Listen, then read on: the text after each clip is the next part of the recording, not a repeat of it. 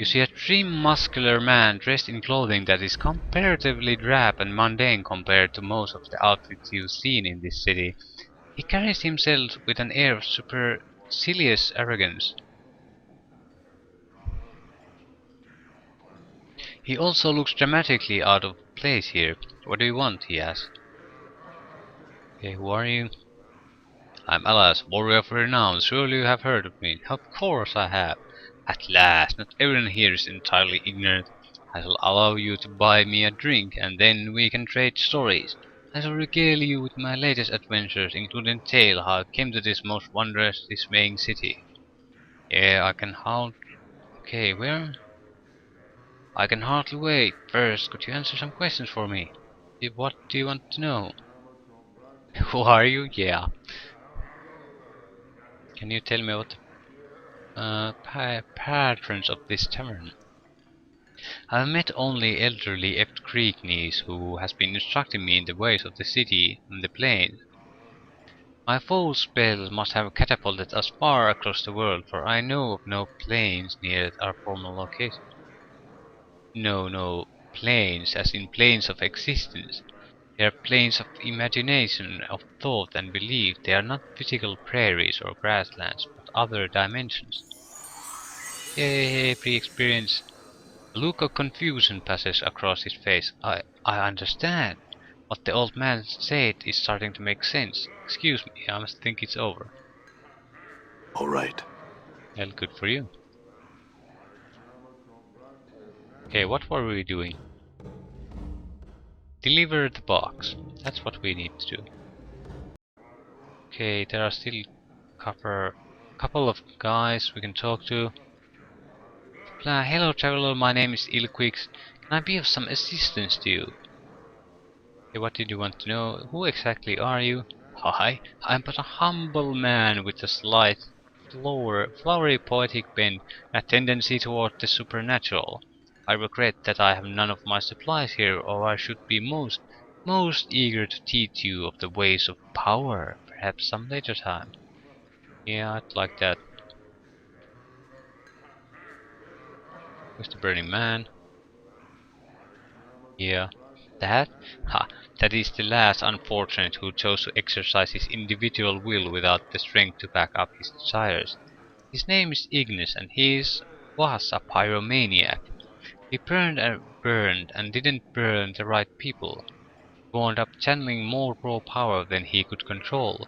Now, well, you can see what became of him. If you wish to learn more of him, perhaps that poor creature Drusilla can help you. I think we talked to Drusilla at one point. Yeah, it's hard to recall what you have discussed and who.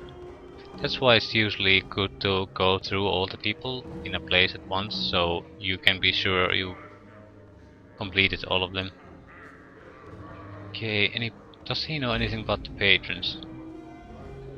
The patrons of this tavern are many and varied. I have spoken with most and find them delightful, with the exception of those creatures of law.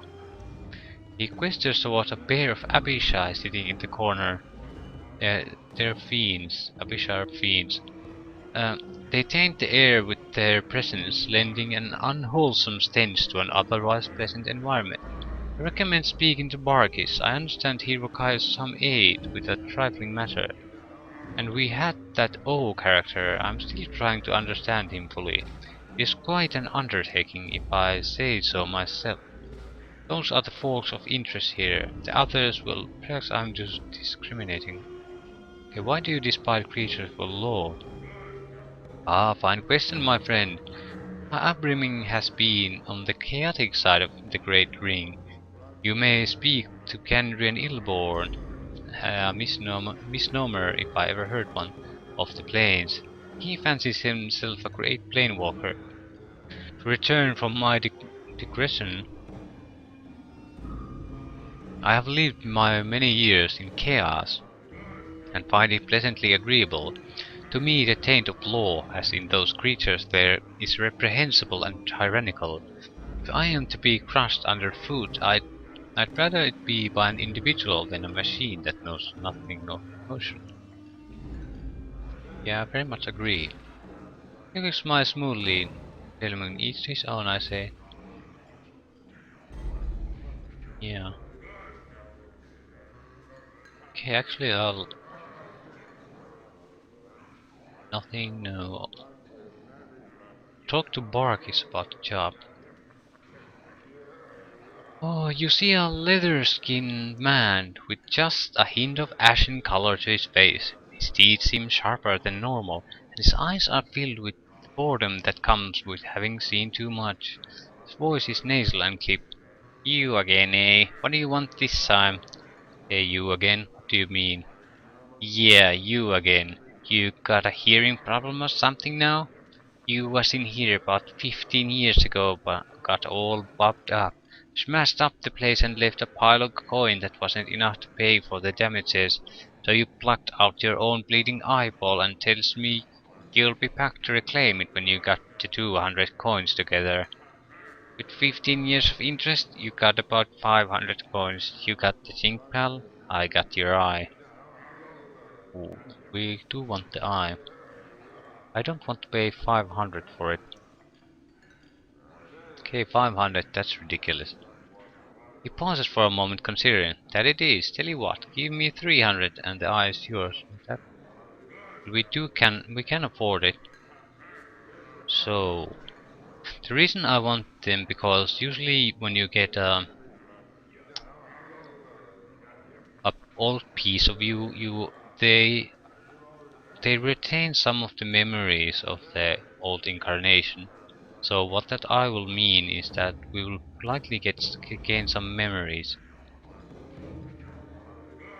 It's a deal. He produces a darkened wax-topped, wide-mouthed bottle from his pocket. You hear the sound of liquid sloshing around inside it, along with a heavier, squishier noise. Opening it, the stench of some sort of preservative agent nearly makes you gag. Floating in the viscid muck is an eyeball.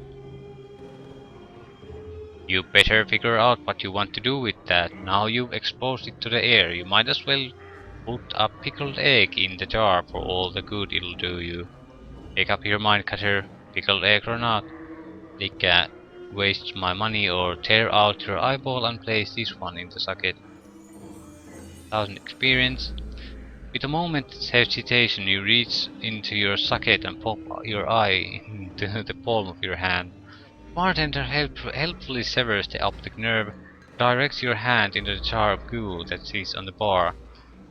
You deposit your eye in the preservative, wrap your fingers around the old one, and slide it into your empty socket.